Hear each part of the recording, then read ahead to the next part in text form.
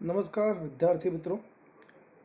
Chapter 1 का आखिरी topic है वो हम ख़त्म करेंगे आज। चैप्टर 1 हमारा जो है वो ख़त्म हो जाएगा, समाप्त हो जाएगा। इसमें अर्थशास्त्र का महत्व, अर्थशास्त्र का हमारे जीवन में, हमारे व्यावसायिक सफ़र में या फिर हमारी आर्थिक परिस्थिति में अलग अलग तरह का महत्व है, तो उसके बारे में अध्ययन करेंगे। अब आपको दिख रहा है यहाँ पर मैंने ग्राफ बना दिया है ताकि आपको सुविधा रहे।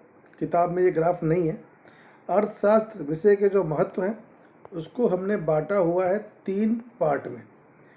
एक है व्यवहारिक महत्व, आर्थिक महत्व और व्यावसायिक महत्व। व्यवहारिक महत्व मतलब कि हमारी जो रूटीन लाइफ है, हमारा जो व्यवहारिक जीवन है, उसको अर्थशास्त्र क्या असर करता है, उसके बारे में हम यहाँ पढ़ेंगे। आर्थिक महत्व के अंदर हमारी जो आर्थिक स्थिति है, हम जो धन प्राप्त करते हैं या हम पैसा खर्च करते हैं, आय प्राप्त करते हैं, उन सब चीज़ों पे, उन निर्णयों पर अर्थशास्त्र का क्या असर पड़ता है उसके बारे में। और आखिरी जो व्यवसाय करते हैं वहाँ पे क्या असर पड़ेगा उसको हम समझने वाले हैं। सबसे पहले हम आते हैं व्यवहारिक महत्व पे। व्यवहारिक महत्व में बांटा गया है 2 भागों में। सबसे पहले दिया गया है अंतर्राष्ट्रीय घटनाएं। बहुत सारी ऐसी अंतर्राष्ट्रीय घटनाएं होती हैं जो हमारे दैनिक जीवन को असर करती हैं।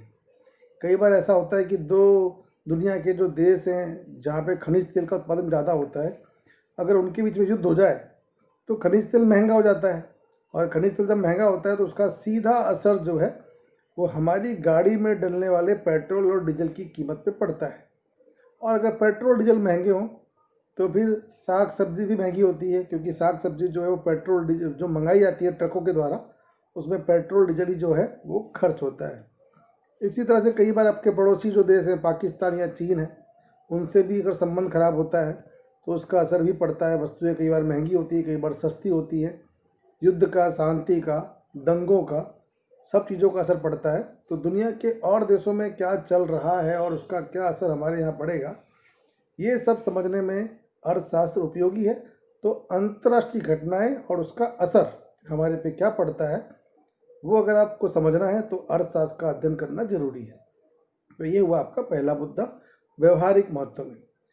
सेकंड, ऐतिहासिक घटनाएं। कई ऐसी ऐतिहासिक घटनाएं हैं जो क्यों हुई, कैसे हुई, इनके बारे में अगर आपको जानना है।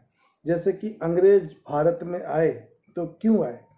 क्या अंग्रेज लोग भारत को शुरू से ही गुलाम बनाने आए थे? तो जवाब है नहीं, वो व्यापार करने आए थे, क्योंकि उनके यहाँ पे जो गरम मसाले हैं उनका उत्पादन नहीं होता था जो हमारे यहाँ ज़्यादा होता है, तो इसीलिए व्यापार के लिए वो लोग आए। फिर धीरे धीरे उन्होंने हमारे देश को गुलाम बनाया। गांधी जी ने दांडी कूच क्यों की थी? क्योंकि नमक के ऊपर अंग्रेजों ने टैक्स लगाया था। तो ये सब चीज़ें अगर समझनी है आपको, टैक्स वाली, आय वाली, व्यापार वाली, और जो भूतकाल में घटनाएं घटी थी उसका कारण क्या रहा था, तो इसके लिए भी जो आपको बेसिक अर्थशास्त्र है उसका ज्ञान होना चाहिए। तो ये व्यवहारिक है, ये आपके रूटीन लाइफ को असर करने वाले टॉपिक है, उसका अध्ययन अर्थशास्त्र के अंतर्गत किया जाता है। अगला आर्थिक के अंदर जो आ रहा है, दैनिक व्यक्तिगत निर्णय लेने में। दैनिक व्यक्तिगत बहुत सारे ऐसे निर्णय हैं जो हम अपनी रूटीन लाइफ में लेते हैं। जैसे कि घर में अगर शादी ब्याह होने वाली है तो हमें गहनों की खरीदी करनी है। हम लोग इंतज़ार करते हैं कि गहने कब सस्ते होंगे, जब सस्ते हो तब गहने खरीदे जाएं। अगर आपने अर्थशास्त्र का अध्ययन किया है तो आपको पता चलेगा कब सस्ते होने की संभावना अधिक है, कब महंगे हो सकते हैं। किसी कंपनी का शेयर खरीदना है और कम कीमत पे खरीद के अधिक कीमत पे बेचना है तो ये अध्ययन आप कर सकते हो। या फिर आपको मकान लेना है उसके लिए, या फिर और जो भी परिबल है जो आपके रूटीन लाइफ को, आपको वाहन लेना है उसको, ऐसे वाहन कब सस्ते होंगे कब महंगे होंगे, गहने कब सस्ते होंगे कब महंगे होंगे, सब्जियों के दाम जो है वो ज़्यादा कम क्यों हो रहे हैं, उनकी मांग और पूर्ति, ये सारी चीज़ें आप अर्थशास्त्र पढ़ते हैं तो आप समझ जाएंगे। तो आर्थिक निर्णय, कौन सी चीज़ कब खरीदनी है, कब बेचनी है, सही वक्त क्या होगा, ये समझने में भी अर्थशास्त्र विषय जो है उसका महत्व है। नेक्स्ट, और क्या महत्व है, और जो मैं मानता हूँ कि सबसे मुख्य जो चीज़ आपको समझ में आएगी अर्थशास्त्र पढ़ने के बाद वो ये है, और वो क्या है, वो है सरकारी नीतियों को समझने के लिए। अभी आप लोग नए नए हैं अर्थशास्त्र में, तो आप लोग अखबारें पढ़ते हैं कई बार कि बैंकों ने अपना ब्याज दर घटा दिया, बैंकों ने अपना ब्याज दर बढ़ा दिया, होम लोन जो है, हाउसिंग लोन जो मकान के लिए मिलती है, वो सस्ती हो गई है और वो महंगी हो गई है। इन सब चीज़ों के बारे में जो चर्चा है वो हम लोग नहीं कर सकते, अभी हम नहीं कर सकते। लेकिन जब धीरे धीरे हम अर्थशास्त्र को पढ़ेंगे तब हमें ये कब क्यों आखिर में बैंक सरकार जो है वो बैंकों का ब्याज दर घटा रही है, सरकार जो है बैंकों का ब्याज दर क्यों बढ़ा रही है, रिवर्स रेपो रेट और रेपो रेट में कमी वृद्धि क्यों हो रही है, या फिर सरकार जो लोग हैं, गरीब लोग हैं, जैसे कोरोना का काल है तो सरकार गरीबों के खाते में पैसे डाल रही है, तो क्या वजह है जो सरकार पैसे डाल रही है।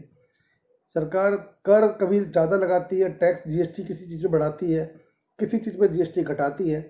ये सब नीतियों को अगर समझना चाहते हो तो आपको अर्थशास्त्र का प्रॉपर अध्ययन करना चाहिए, तो आपको ये आसानी से समझ में आ जाएगा।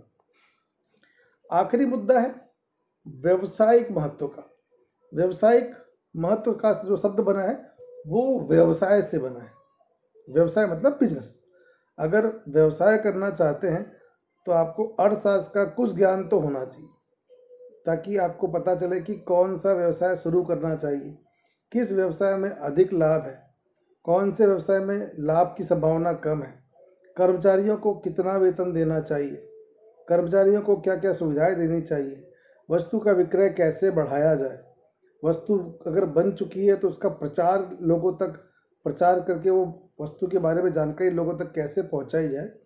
ये सारी जानकारी भी आपको अर्थशास्त्र के माध्यम से प्राप्त हो सकती है। तो अर्थशास्त्र विषय जो है वो आपके चौतरफा विकास, आपका जो बहुमुखी विकास है उसके लिए अर्थशास्त्र का महत्व है। आपकी रूटीन लाइफ के लिए महत्व है, इवन कि हाउस वाइफ जो है किचन में उसके लिए भी महत्व है, अगर आप व्यापार करते हैं तो उसके लिए भी महत्व है, अगर आप शेयर बाजार करते हैं या फिर आप जो सोना चांदी खरीदते बेचते हैं तो उन जगह पे भी अर्थशास्त्र का जो है महत्व है, उससे हम इनकार नहीं कर सकते। और जो एक मुद्दा बताया था कि प्राचीन जो भी घटनाएं हैं उनके बारे में जानने के लिए भी अर्थशास्त्र का ज्ञान होना आवश्यक है। तो ये हुआ आपका चैप्टर 3 यहाँ पर समाप्त। अब आपको मैं चैप्टर 3 के शॉर्ट क्वेश्चन भेजूँगा।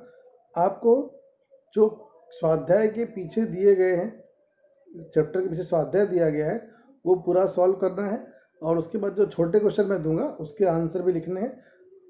बाकी चीज़ें आपको बाद में बताता रहूँगा धीरे धीरे मैं, ठीक है। फिलहाल अभी के लिए अलविदा, धन्यवाद, बहुत बहुत धन्यवाद।